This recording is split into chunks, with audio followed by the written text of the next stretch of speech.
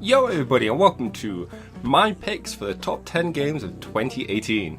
A few things to go over quickly. These are my picks, so might be different from yours.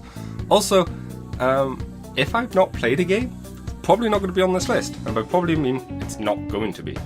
So before I jump right into it, there's a couple of honourable mentions. First one is Monster Hunter World. Well, this game's amazing, very impressive in almost every regard. I can never get into the Monster Hunter series, and a lot of that is I'm not the biggest fan of bosses or boss fights, and Monster Hunter is essentially just a series of very well crafted boss fights, which is fine, but it makes it hard for me to really invest a lot of time into it. And the other honourable mention is Subnautica. The main reason this didn't go on my list is, for one, this game, there's something about it that keeps drawing me into it to want to play it. Yet, I am terrified of it at the same time. The ocean, the deep seas, terrifies me. So I feel like it's not quite appropriate to put on the list, because I've not played it since way back before it was released fully. And I'm just too scared to sit down and play it anytime soon, I guess. I don't know, it's a weird thing. There's a couple of other awards I want to give before I actually get to the top 10, so we'll go through them quickly. One of them is Into the Breach, which gets the Gamer I Would Have Liked to Play award. This game looks like something I would enjoy, made by the same guys that made FTL. So it's just, I happen to not play it this year. But we'll see. And the other game is Humaniki Dream Diary, wins the I'm unsure how I feel about this game. It's a weird game, and as I said, I'm not entirely sure how I feel about it. I don't know if I like it, I don't know if I dislike it. And I'm considering making a video where I delve a bit deeper into the game itself, but we'll save that for another time. Let's get on to the top 10. At number 10, we have Red Dead Redemption 2. Now, this is a very well-made and impressive game. It looks gorgeous, the voice acting is great, the sound design is great, gameplay is tight, yet it's only 10th on my list. A lot of that is due to the fact that I've not been hooked into the game. I like the game, and I like what I've played. I put a lot of hours into it, but I've not quite reached that point where the story's picked up where I can't stop playing. It's hard to explain, but the fact that the matter is I've stopped playing because I got distracted by other stuff, and then it's been really hard for me to get back into it. Where other games in the games higher than this in the list, I've always been itching to get back, to finish it, to play more of it, to do more of that game. With this one, I've not really had that itch. And I accept that maybe if I get a bit further into the game, where the plot develops a bit more and the story expands, then that itch might come. But as of right now, it hasn't, so that's why it's 10th on the list. At number 9, Super Mario Party. Now, this is the first Mario Party game I played. Not the first party game I've played, but the first Mario one, and boy is it fun. Very very fun minigames, lots of very neat choices and changes from other Mario Parties. I've not played Mario Parties, but I've watched people play them online. But it's the type of thing that they do a lot of good things here. Definitely something I enjoyed playing with Crimson May, and something I want to play more of still. The biggest complaints I should say about the game is I wish there were more boards. There are only 4 boards, and I feel like they're very small. It kind of also sucks that the turn limit is, the highest you can make it is 20. Is it 20 or is it 30? Basically, you can't have super long games, which is kind of unfortunate. I do like having a much longer, the prospect of having a much longer game where you can just have a grander strategy, whereas when you have a shorter game, the strategy is not quite the same. I don't know, it's hard to explain. All I know is Bowser's awesome. At number 8, the only DLC to make it into this top 10 games is Splatoon 2 Octo Expansion. This game was awesome. Splatoon 2 was a fun game, and this improves on the single player experience by giving you, I think, 80 new levels, missions, whatever you want to call them, and they're all fun. Most of them, I say all. I can think of a couple that weren't as fun, but still, it was all a good experience. Nice package, more enjoyable than the base game, I would say, not including the multiplayer, of course. Amazing visuals. The music was always the same, being Splatoon stuff. Yeah, there's not much else to say. This was an enjoyable game. At number 7, we have Dead Cells. Now, this was a fun game. A roguelike game with a slight emphasis on speed and flow. Like, you can explore the dungeon or whatever, but if you can do it quickly, the game rewards you for doing things quickly, and you're keeping the flow going, and you can essentially help set yourself up for future runs, or that run in particular. And it's just very well crafted in that regard. The visuals are amazing, and just the combat feels so fun and fair. Like, rarely did I play that game. Well, I've not played that game enough to the point where I go, I blame the game for messing up. I normally blame myself for messing up, which is always a good sign. One that I'm itching to get back into. At number 6, we have Persona Dancing in Moonlight and Persona Dancing in Starlight, the Persona 3 and 5 dancing games. I'm a big Persona fan. This is just, the Persona 4 dancing games, but with Persona 3 and Persona 5 characters and musics and stages and whatever. And man, this game is a lot of fun. So many little things that make me happy, like the conversations between characters, the little dialogues that you can have, and the visuals are amazing. I'm so happy to see the Persona 3 crew rendered in a much higher quality than Persona 3 was, and it's just great to see them all dancing and whatever. The music's great. There's some remixes I'm kind of like, I was hoping it would be a bit different, but I can't complain, can't get everything. Even though this is technically 2 games, I'm grouping them both together because they're essentially the same game, just with different music and different lot of characters. Like, even the plot is essentially the same. Being that respective Velvet Room host, S, is upset, claims that their guests can do a better job than Margaret's guests with the Persona 4 dancing game, which is kind of entertaining plot. Overall, fun game. Probably would have been higher on this list if it wasn't the type of thing that rhythm games in general, I feel, for me, have a limited. I get over them quite quickly. Like, once I've done everything, like once I've played a song once or a couple of times, I rarely go back to it to perfect it. I'm not so much into perfecting things, but overall, love the game. At number 5, we have Let's Go Eevee, a remake of, or reimagining, I guess you could call it, of the Pokemon Red, Blue, Green, and Yellow. Yeah, those 4. The first gen. We have an adorable Eevee accompanying you. Yeah, that's a word.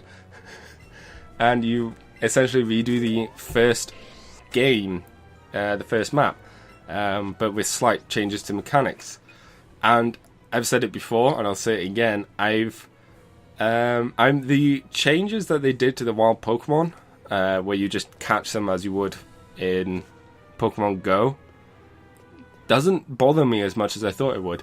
It works, it helps speed up the whole game, and I feel that I don't miss fighting wild Pokemon as much as I thought I would. And this definitely hits hard with the nostalgia fact that, you know, it's first gen, and it's great to see it in 3D and all. Yeah, it's just great to see. This game also wins my most adorable game of the year award. So good job, Eevee. Thank you for being super adorable. At number 4, we have Return of the Obra Dinn.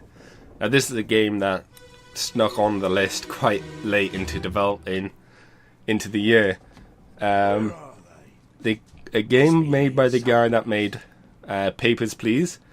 For one, I just love the art style of this game, just using 2 colors and loads of other neat tricks, and it just looks great. One thing I didn't expect was a nice musical soundtrack to go with it that's enjoyable and a pleasure to listen to, and the game itself is very well done. Essentially, you play as a person who works in an insurance company that goes aboard the Obra Dinn, a ship that disappeared 6 years ago that just randomly appeared. And you go and try and figure out the fates of all the crew members, all 60 passengers on the ship, and how they died, by who, and whatnot. And it's a very clever game. It makes you feel like a detective. Like trying to figure it out, what happens and how and by who. And you have to do lots of clever things like check the numbers of the bunk bed, notice people's tattoos. It's a very well made game and well thought out. I feel there's a couple of gripes with it. The overarching plot, while I feel like they could have done with a bit more of a twist. I'm not sure, I'm trying to think of the best way to phrase it, but essentially, I feel like it was missing that, a good twist or a good, I don't know, the plot itself seemed quite straightforward, which admittedly is not a bad thing, and given the fact that the whole basis of the game was, of course, figuring out the fates of all these people, it's still really neat, so that's not that big of an issue. The other issue is, after each time you go into you examine the body or whatever, you have to let the music play out each time the first time. It's like, okay, I've seen what I want to see, I want to move on, but the game makes you wait and forces you to hang on for a bit. But tiny little gripes, this game is fun. Check it out. At number 3, we have Bloodstained Curse of the Moon. This is a fun game. This is the stretch goal side game for the Bloodstained Ritual of the Night game. A throwback to the old style Castlevania games without the RPG elements. Specifically Castlevania 3, where you can switch between characters and have different boots or whatever. It's a very fun, surprisingly well polished and made game that I really enjoyed. Gives me a lot of confidence in the team making the Bloodstained games, and it's just really hyped me up, wanting to see more. Overall, I can't really think of much negative things I could say about this game. It had a nice pacing, nice length. There's the annoying levels that I didn't like, but I wouldn't remove them. And of course it has one of my favourite bosses ever, which is the true final boss. But we'll save that for, well, I'll let you guys find that out for yourself. But yeah, nothing I can really say bad about this other than go play it. At number 2, this game had a good shot of being number 1. I kept struggling back and forth between whether to give this game the top game of the year, but it eventually lost and became the second game of my top 10 games of the year, which is RimWorld. It came out, it's had its full release this year. This is a game I've played for like a couple years now, and it is such a fun game. It's essentially a base building game where you crash land on a RimWorld.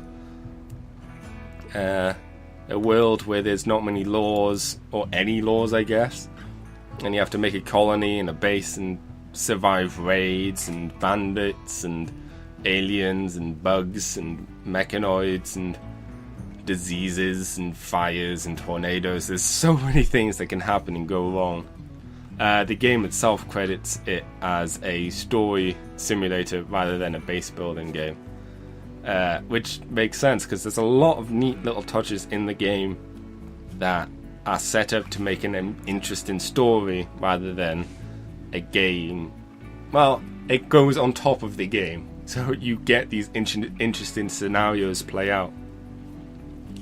And there's just something about the game that makes me want to continue to play it. It ticks off the box of interesting stories can happen. It ticks off the box of neat music in the background.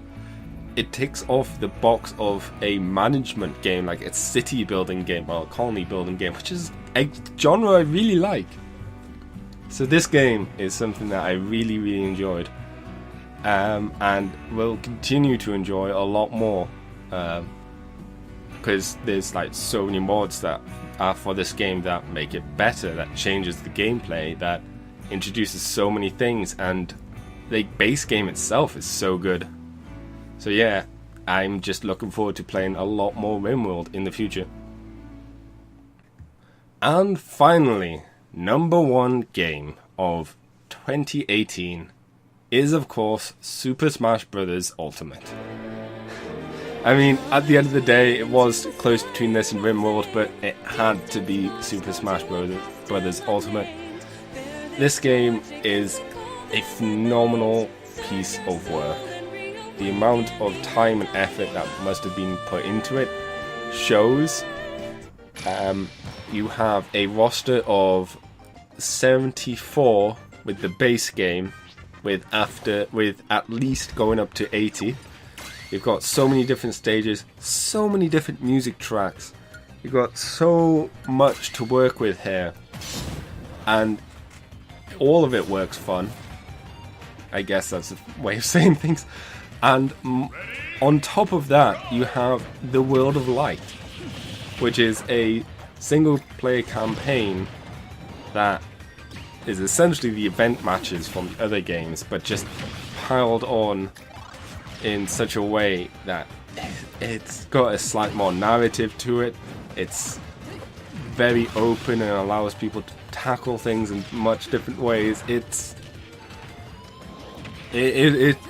amazing.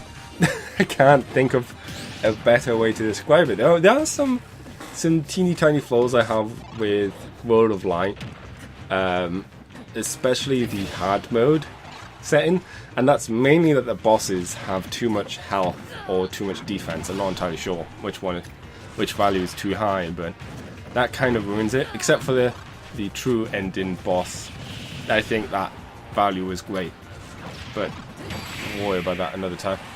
But even with that in mind, the game itself holds up so much, because World of Light is only an aspect, a small-ish aspect, because you have the underlying Smash mode, which is just the fights, and that is the important bit, and that works super well. And because it works super well, it allows stuff like World of Light to be good, and Classic mode to be good, and all the other modes to be fun and enjoyable. And I could see myself sinking a lot more hours into this already. So there we have it. That's the top 10 games, in my opinion, of 2018. Obviously only games that I've played that have been on the list, and I've not included like HD remakes or ports or stuff like that, such as Killer 7 or Dark Souls Remastered, as they're not really new games per se. Like Let's Go Eevee is clearly a new game. Sure, it's a remake of the first game, but it's not a one-to-one copy. Either way, I hope you enjoyed, and 2019 is going to be an interesting year for gaming, and I cannot wait.